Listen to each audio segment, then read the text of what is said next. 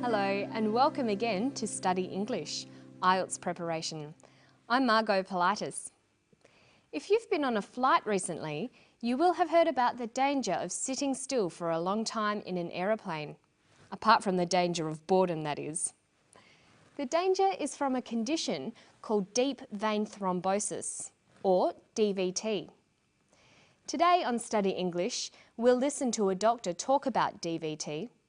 Then we'll look at how to talk about things that might happen in the future.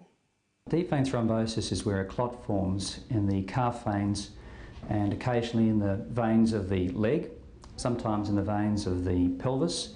And this is a great concern because the clot may dislodge, travelling with the flow of blood into the right side of the heart and from there into the lung. When we're travelling on long haul flights, several things happen. First of all, we're stationary. We're not moving our legs, so there's no physiological compression of the calf muscles. Blood tends to sit in the veins and make clot. Number two, the environment is dry. We dehydrate. We may drink some alcohol. We dehydrate even further. Alcohol is a diuretic agent. It results in us actually drying out, and that makes the blood a little bit thicker and stickier. And these factors lead to clotting. Sometimes, perhaps particularly in the economy section of an aeroplane, we may be a little bit cramped and our leg may be slightly compressed on the seat.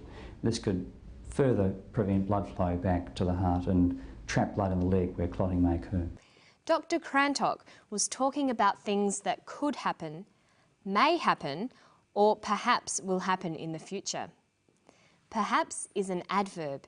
It's a word like maybe or possibly. It gives a statement the sense that the speaker is not sure if the thing will happen.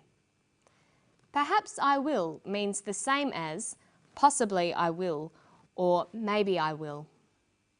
May and could are modal verbs. May has a number of meanings.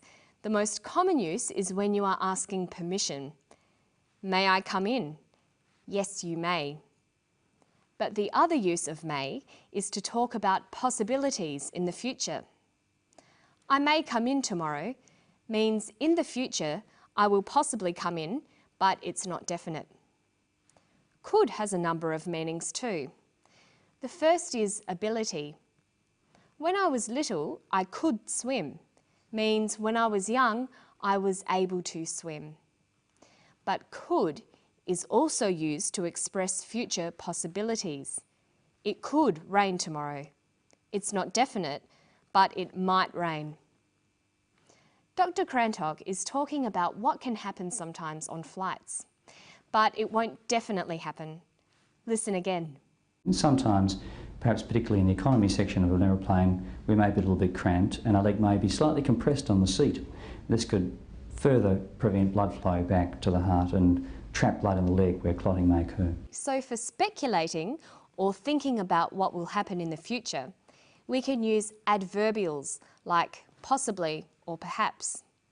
We can use modal verbs like may and could, and we can use phrases like I guess, I imagine, I suspect. So in the clip, he says blood clotting could occur.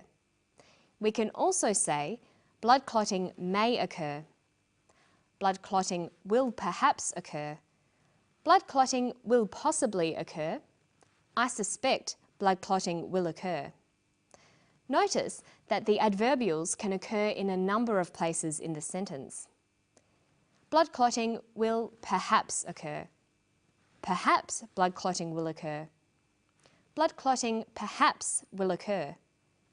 Blood clotting will occur, perhaps. Listen to Dr. Crantock and the way he structures his argument. Listen for a topic sentence and for the way he lists the different ideas.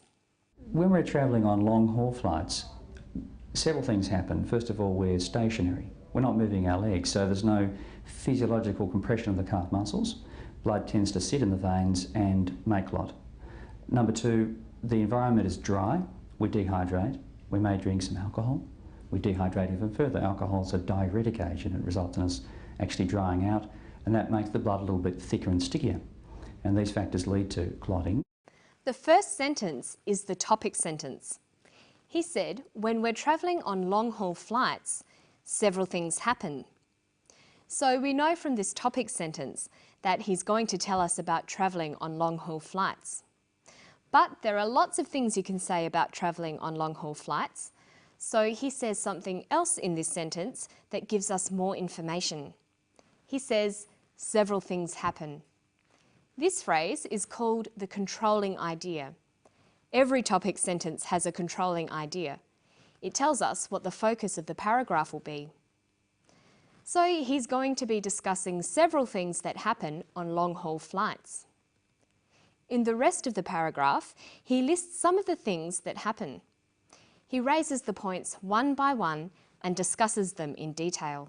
When we're travelling on long-haul flights, several things happen. First of all, we're stationary. We're not moving our legs, so there's no physiological compression of the calf muscles. Blood tends to sit in the veins and make clot.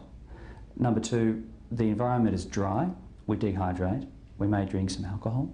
We dehydrate even further. Alcohol is a diuretic agent. It results in us actually drying out, and that makes the blood a little bit thicker and stickier. And these factors lead to clotting. Dr. Crantock says, first of all, we're stationary. This is the first factor in his argument. People are stationary or sitting still. He says, number two, the environment is dry. This indicates it is the second factor in his argument. Moving on through the argument, you can keep discussing factors by using transition signals, such as another factor is, in addition or additionally, furthermore, above all. You could also use next, but this is quite informal as well. The last reason or item in the list could be introduced by lastly or finally. It's good practice to watch out for these transition devices when listening to someone talk. They'll help you to follow an argument more clearly. Finally for today, let's look at some definitions. Dr. Crantock gives a definition of the condition he is talking about because it's an unusual medical term. Deep vein thrombosis is where a clot forms in the calf veins and occasionally in the veins of the leg, sometimes in the veins of the pelvis. He says, deep vein thrombosis is where a clot forms in the calf veins. This is a common pattern for giving a definition. First, name the thing being defined.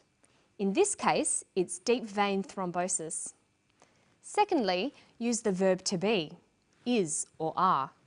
Here we'd say deep vein thrombosis is.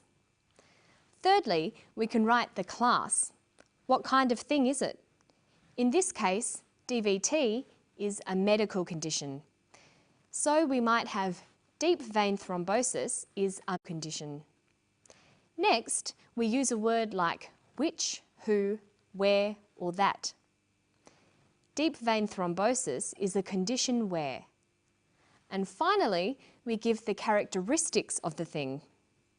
This could be a physical description or a description of behaviour. In the case of a medical condition, this would most commonly be the symptoms or effects of the condition. Deep vein thrombosis is a condition where blood clots form in the veins. Let's try a couple of examples. What is a computer? It stores and processes information. A computer is a machine that stores and processes information. What is an accountant? Well, we have the phrase analyses and deals with finances.